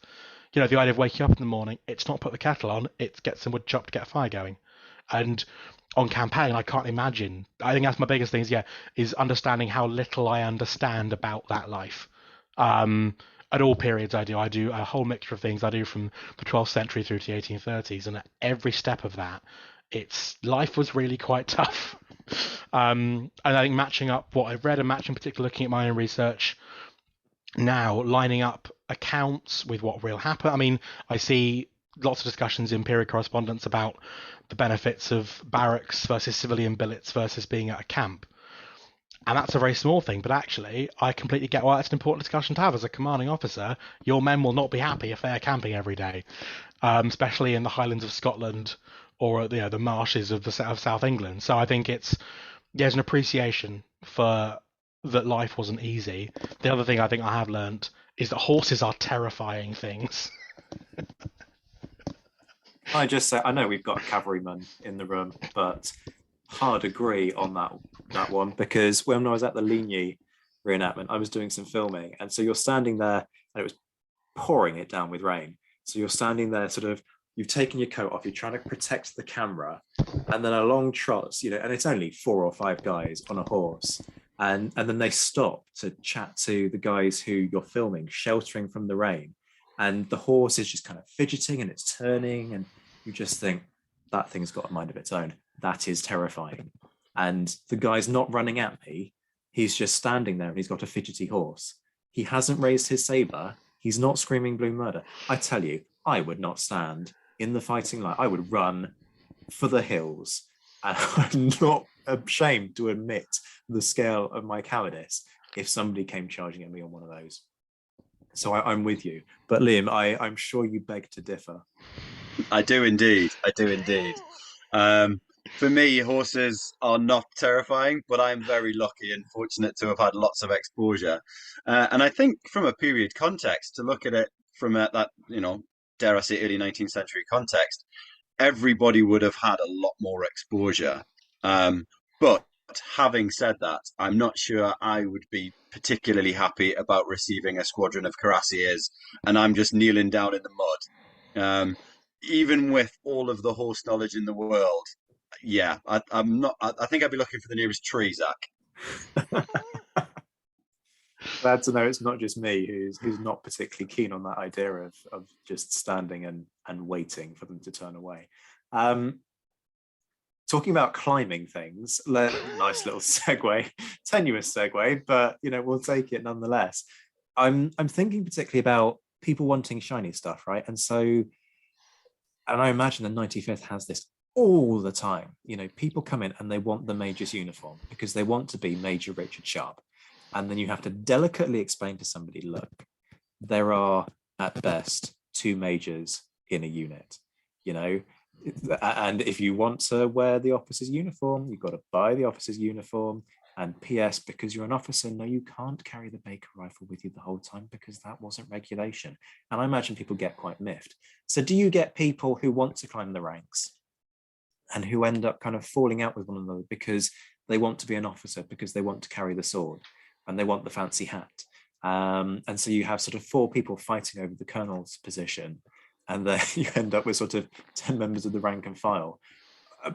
I mean, I'm guessing you don't have those situations because you've got to manage that. So how do you deal with kind of managing people's expectations in that way? And how does promotion work as well, I guess? I think it depends on the unit. That's the thing, the bottom line of a lot of this stuff where it comes to people asking questions about the hobby is that it's like any hobby. Every way of doing it has its own little... I mean, there's a wonderful show, I hope many have heard of it, called Detectorists. It's a brilliant show, very much worth watching. Having just watched the recent episode last night, like tells people when we recorded this. It's a small hobby with people doing their own thing, and I think it's very rare you get those situations where there's a power grab or any sort of dramatized coup. It's more commonly, from my experience, people being people. People have different ways of doing a hobby. I've been part of the units I've agreed with the way they do things. I've been part of the units where I don't agree with the way they do things. I move on. Same with anything, really. There's only so much. Oh, I want to do it this way. I want to do it this way. I'm going to do it this way. There's only so much people have got tolerance for in that, and so yeah, I've been part of some units where people have joined and have ideas of what they want to do, and that's great. Bring them to the table. We'll discuss them. We're a collective here. So that's my experience, at least. Is that it's not very antagonistic intentionally. I think in terms of the basics, it's about commitment and experience and knowledge. In a similar way to the real military, you're not just going to join and become a corporal instantly because a corporal needs to know what a section's doing and needs to be able to, like we discussed earlier, needs to be able to identify potential safety issues or I dare I say faults. I don't necessarily mean faults, but improvements that can be made in people's knowledge, kit, and education. So it's all about that experience, but also I think how much time you can commit to the hobby.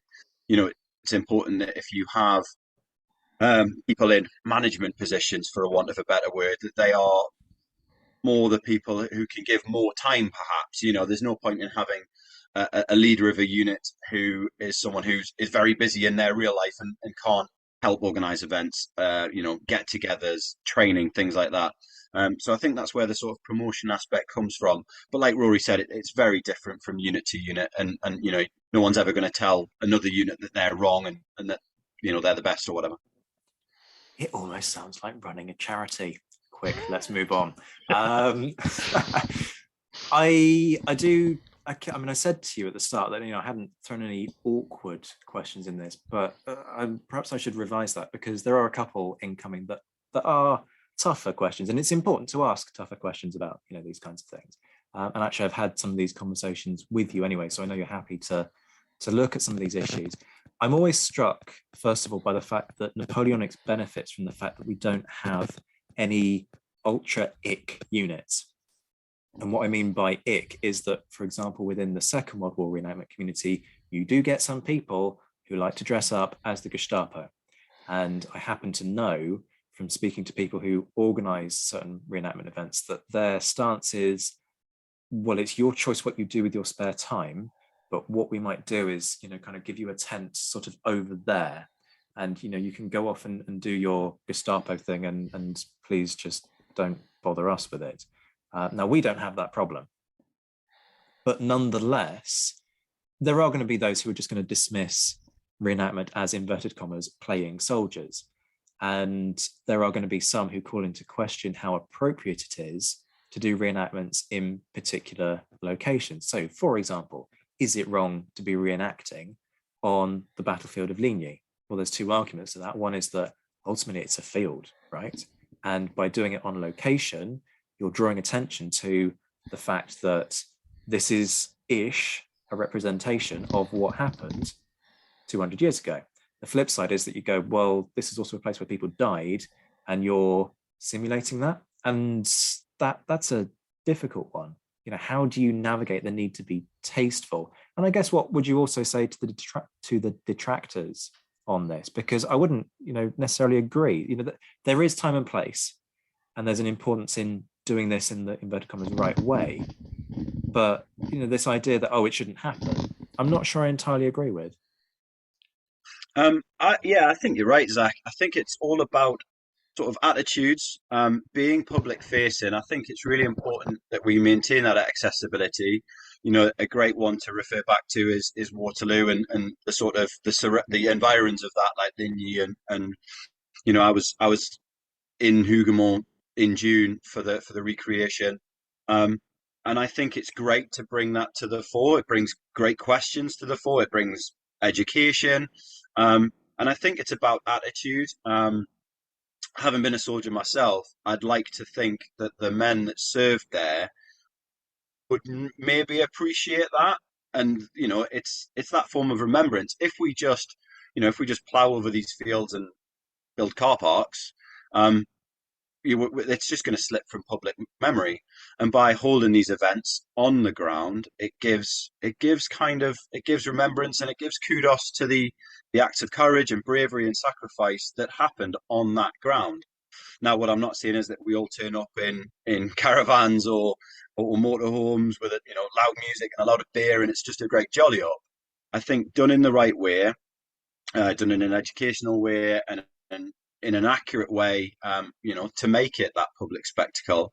I think that's what I would say to the detractors. I think that it's important that we keep these things in public knowledge, and that we remember what happened before. I completely agree with you, Liam. I think remembrance is such an important part of it. And actually, I think from my experience, I've never met any reenactor who doesn't take that aspect seriously. Now, it might be in the evening, we're in the beer tent or around a campfire chatting and having a nice time. I don't think that necessarily detracts from what is ultimately a commemorative act.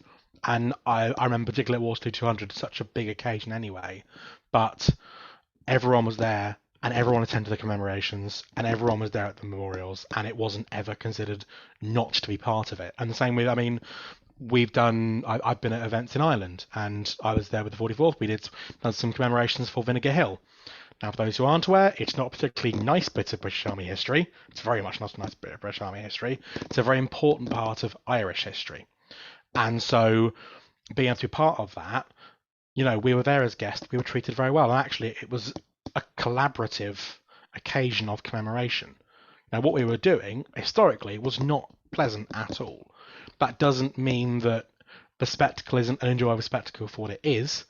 That doesn't stop it also being commemorative. I think you can have acts existing in more than one space. Sorry, not going too far down the academic thought process, but I think there's definitely a way of making that work. I think doing it on the field can have benefits. A big one for me actually is experimental archaeology. You don't necessarily understand why things are done a certain way until you go and do it. And the hill at Waterloo is steep. And knowing it was steeper, I cannot imagine that French advance up down the main road, because that would have been really quite unnerving. Particularly being at Agincourt, when I went to go into Agincourt, the soil there has got a clay content unlike anything I've experienced before. Our shoes were being sucked off our feet. And that then makes sense in the context of the French advance being slowed in 1415. So I think there's definitely something to be said for being around the actual place. But I completely agree that the respect for the dead is never not an important part of that. And I think, reenactment has a way of drawing attention, but also making that commemoration more real in a way. I'm not wearing this uniform for me. I'm wearing it for these men who died as well. And particularly those who maybe... I'm thinking of conscripts. That idea of being in Russia, I think that's a really good conversation to have about these men didn't want to be here. The war at large may have been, one man's quest for power, but it affects real people, and that's I think a really important thing about reenactment in that context. Now, there's one perspective that we haven't been able to explore in this episode, simply because I wasn't able to get guests for this episode, but we'll look at it in a separate one entirely, and that's women. I have friends who, as women, were told quite frankly and quite bluntly that they could get lost if they wanted to join the rank and file because of what they termed realism. Now, there's an obvious counter to that, which is that there were some, not many, but some women who did fight in the line. Go see Sam Jolly's episode a while back on that issue. But there is generally this sort of sense of, well, women were camp followers and therefore they can't do the stuff in the fighting line. You get other units that quite obviously just go, no, that's not a problem, get a uniform on and let's make it happen. So how do you navigate that within, and I'm talking within the units that you're involved in, because as you say, this will vary between different units. How do you address that? Because it's a very contentious and potentially quite controversial issue. Rory, do you want to go first? Yeah, I think it's something that I think you're right. It's very much, this is a hobby. People have different ways of doing it. From my experience of units, the 1st Silesian Landwehr are a lovely, lovely bunch. We do not have a lot of numbers. This is recruitment plug, please. But it's also because of public interest. Not a lot of people know what Prussia is, let alone what the Landwehr are, and continuing down that. In the units that I've been part of that are a little bit bigger and have that established infrastructure, there is often a spectrum of these things. In the Napoleonic and the reenactment world at large, there are some who are, it doesn't matter, anyone can come and partake. Some have a very strict approach the other way. Most people fall in that middle ground. And I think what I've often heard before is the 20-yard rule, which is that we know women absolutely did serve in the line. They often presented as men, if not almost exclusively. And so if there is, for example, I've got a friend who is on the rather slim side, so she wears fake sideburns. I'm a growing lad called Bob. And that can be a really good way of, I think, bringing the discussion with people and saying, well, we know some women did serve in the line. I mean, really famous example for most listeners, hopefully, is James Barry, who was perceived to be male for his entire life. That clearly worked. And given that they, I imagine, were a lot closer than 20 yards when they were interacting with him, I don't think there's an inherent problem with it. And the units that I'm with have been very welcoming about that. I think there's an understanding that, you don't turn up in a dress, because without context, people looking at Spanish partisans and looking at other, guerrilla or irregular fighters, that's one context. In the line, you tended not to necessarily have women wearing dresses in the line, and that's something a discussion to have. So I think that's probably the way to look at it, is that every unit does the same thing, but most people are broadly very welcoming. I don't say Liam, I'm sure will agree with me on that. I mean, absolutely. I think it's a really important and interesting topic. You know, we sort of opened with this when we were chatting before we went live. Um, and I think, you know, there's that real balance again. We keep mentioning balance between what's historically accurate and perhaps what other parts of history we need to move forward with. Um, you know, we know, you know, it's historical fact that women weren't openly recruited into the infantry, like the modern army. You know, the modern army has made huge strides in terms of its diversity and its inclusion since Napoleonic times. Um, you know, my wife's a serving officer, and I could really stand on this soapbox all day. Um, and I think if we blindly say that 50% of the population can't be included in any activity, we are losing out on 50% of the population's skills, you know, learning, experience. It's just, for me, I think that um, we should be fully open and we should be transparent. Otherwise, you know, units who are potentially saying, like you said, Zach, like, you know, no, I think you put your unit in a very precarious position of alienating yourself from the hobby and becoming, you know, you will just disappear. You know, you're a dinosaur, you will disappear. Um, but like Rory said, I think everywhere I've been, people have been very welcoming and very open to discussion. What we can't do, and this is probably quite serious, and what we can't do is can't you know, we can't discriminate against someone because of their protected characteristics. You know, we don't, as reenactors, we don't only recruit young, thin, you know, men. We just don't. Um, Otherwise, you know, if we want to be historically accurate in that sense, but not in another, where do we draw the line? Um, but like I say, having said that, the reenactment community that I've been part of is really welcoming, and I would really encourage units. I don't ever want to say, you know, you're wrong and this is what you should do, but I'd really encourage units to have that discussion about opening all roles to all members of society, whether that be male, neurodiverse, female, you know, whatever their characteristics might be. Otherwise, like I say, we just risk alienating ourselves. We absolutely do. And sorry to jump in again on you, Zach. I'm going to complete. I think something, yeah, that Liam's right. That I think often the retort I heard is, well, you know, you know, people in the army weren't in their 50s, weren't overweight. You're quite right. I wouldn't have been in the army. I wouldn't have met a number of criteria for that. No, I disagree with you. Genuinely, I do disagree with you because we have accounts, and okay, this is an isolated example that I can refer to off the top of my head, but there was a guy in, I can't remember which unit, but I've read it in a memoir. He was initially a very good soldier. Then he had an experience. He decided that he was just going to make the most out of every opportunity that came his way. He ended up being what was described as, I believe, corpulent, which ended up with him being quite a substantial target. And people would make fun of the fact that he was, an inverted commas, substantial target, to the point where he found himself in a real pickle in the Pyrenees, where he's under fire and he needs to run from one building to some rock cover. And he's genuinely concerned he's not going to make it because he's got his weight to deal with. Really interesting. So I also meant my height.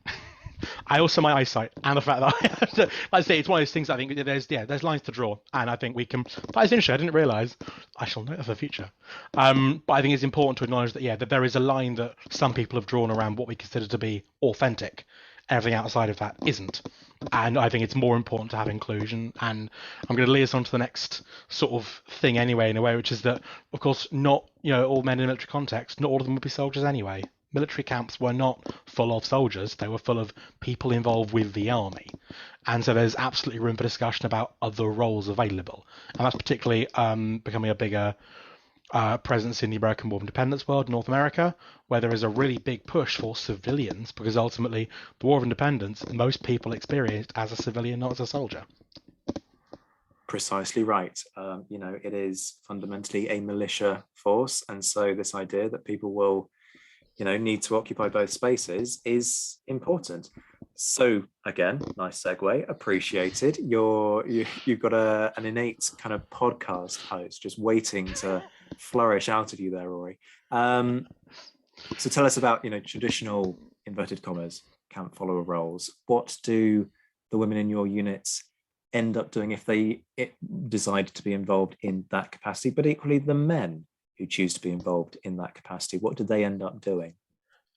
So I can speak for my continental comrades and myself. The Prussian unit that I portray is a bit of a niche one. The Landwehr, for those who aren't aware, literally means land force, and they were conscripts. They were men who were drafted in. Some were volunteers. My impression is of a volunteer, but most were drafted in. They were men who were otherwise not captured by the Krumper system and were therefore not serving in the regulars or the reserves. And so these were men who ultimately, to some extent, probably did believe in the system, but by very much were civilians. And so our camp experience is of people who've been pressed into service. And we know some women went with them.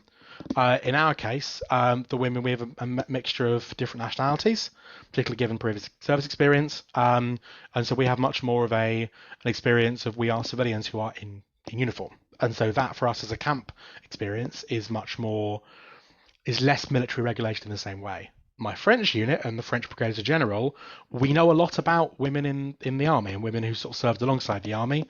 There were vivandiers or cantiniers, as they are more commonly called during the period, and these were women who performed roles within the army. It wasn't just I hang along as my husband, my husband's wife.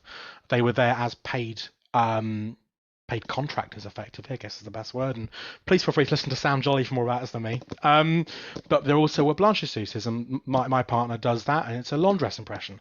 That was absolutely crucial for an army that's marching a long way and a long time. So there absolutely are roles for women adjacent to the army that's still very important.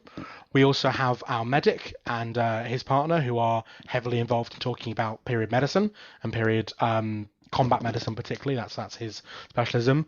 And we also have some of our unit who talk about the revolution and have a military guillotine, which is rather wonderful to see at events. Please do come along, Zach. It's wonderful. We execute Monsieur Le Melon quite regularly. I was going to say, I'm guessing you don't actually kind of do the full, we're going to execute this individual for sort of treason against the French state. I'm guessing that's not a thing in it was trialed, but we decided probably wasn't worth it. So there absolutely are there are roles within the camp, and also particularly looking at traders. That's something that I'm really keen to look into at some point, and I know other people do. Is that I am here as a sutler. I'm following the army, plying my wares, which does happen. It absolutely does. Liam? Similar to Rory's, really. We have quite a few women that come along as part of the 44th as camp followers, and they're all wonderful. I mean, I'd love to give a shout out to Susan, who's our absolute backbone, to be honest. She will turn her hand to, she basically looks after everyone. And if anyone ever needs anything, she will be the one to provide it. And then in terms of just sort of general rules, it is, sewing, helping out with things like that. And it's the knowledge that comes from that as well, that it's not something that I've had a great deal of experience with. I come at the hobby from a very, dare I say, a sort of fighty perspective, soldier, I do the fighty bit. And then, but to learn so much more about women's roles in the period, the army couldn't have functioned without them. In terms of food sourcing, food prep, morale, like keeping the home fire burning, but in a very, very literal sense. The army wouldn't have functioned without women, and the camp followers that we have, fulfill that role in spades. So the last question, and arguably the most important one, we've spent an hour and 45 whetting people's appetites. How do they get involved? Go nuts with the advertising, plug the units, tell people, where can they meet up with you, the websites, the email addresses, the full works. Go nuts. So I'm a member of the 44th East Essex Regiment of Foot. You can find us on Instagram, Twitter, Facebook. To the internet is the saying 44th East Essex Re-enactment. And you can email. There is emails and links and things on there that you can contact the unit if you're interested in joining or have any questions. And we'd love to hear from you. Definitely, and very much the same for me. So the French unit that I'm part of, Le 45e Le Régiment de Ligne, the 45th Regiment in the line. You can Google. I'm part of the 1st Silesian Landwehr, or I think it's the website. I can't remember now. We're normally the Coalition Brigade, nominally, because we have lots of different hands, lots of different pies. I think the biggest thing is to find the Napoleonic Association website. That's where a lot of the coordination in the UK takes place. That's not always the case for everywhere. Some units operate on their own. The 33rd are a particularly well-known one. But if you Google Napoleonic Re-enactment UK, people come up. The biggest way you can get involved is come along to an event. And how do people find out about those events, where they are, all of that kind of stuff? I guess it's a dumb question, but Tinternet might be an answer there. Exactly. You keep an eye on the websites. The 44th keep it up to date, I'm pretty sure. I can't speak for them now. But the 45th do, the Prussians do. Every unit that you can think of that's active will keep a presence. You can look on Facebook, on Twitter, Instagram, I think some are on as well. You just keep an eye out. They post about events. I think there's normally quite a busy season. I think certainly post-COVID, there is going to be busier seasons going forward. COVID has been a shame for a lot of things, as a lot of people have experienced. And it also, unfortunately, has rather interfered with our hobby, damn it. Liam, Rory, it's been a massive session, actually. It's been a far longer episode than I intended, but that's because it's been so interesting. Thank you both so much for your time. You're both on Twitter. I know I will stick your Twitter handles in the descriptor underneath the show notes, if you like. So folks, have a look in the description. You'll be able to follow Liam and Rory on Twitter. They're well worth following. I emphasize that. They aren't the sort of folks who just think that Twitter exists to, I don't know, post a selfie and that's about it. There's some valuable stuff in what they post. So make sure you do go and follow. And thank you both so much for your time. Folks, you know the drill by now. If you're new here, remember to hit that subscribe button so that you can find your way back. And if you're loving the show, remember to leave a review. It makes a vast amount of difference in terms of helping this show to reach a wider audience.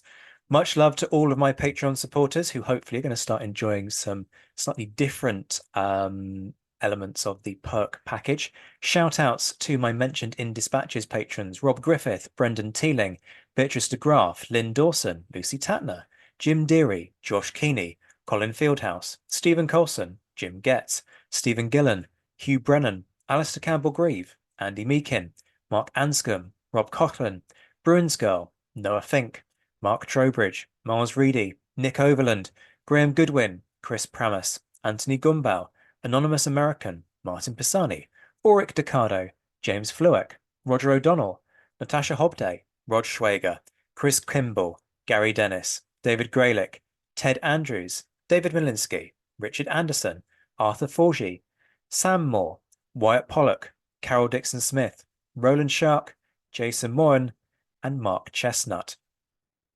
And the Admirals: John Haynes, Ryan Diamond, JC Kaiser, Bob Burnham, Mike Guest, Liam Telfer, Todd and Led Campbell, Graham Swidenbank, Rachel Stark, Mark Duckers, David Maxwell, David Priest, Graham Callister, Sean Sullivan, Stephen Ashworth, Dan Hazelwood, Kate Walcombe, Steve Carter, Clemens Beman, Charles McKay, Reto the Sci-Fi Fan, and Tim Day.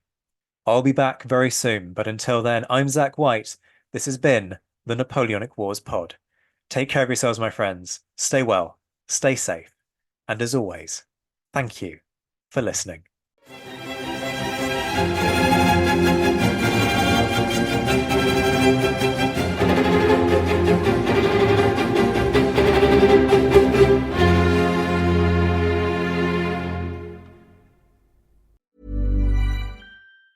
Planning for your next trip?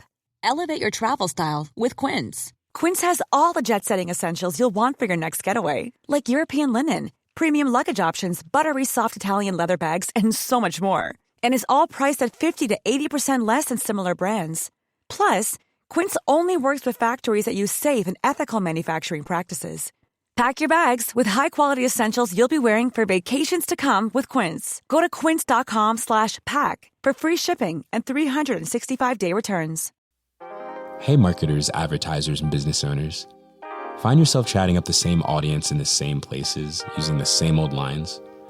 Maybe it's time to podcast, then net further to catch your next customer. With Acast, there's plenty of fish in the sea with more than 100,000 podcasts and millions of listeners. So there's a perfect match for every business. Use our ad platform to cast your net, then narrow down using targeting such as demographic, show categories, audience segments, and more. Find your match, then reel them in. Advertise on more than 100,000 podcasts with Acast. Head to go.acast.com/closer to get started.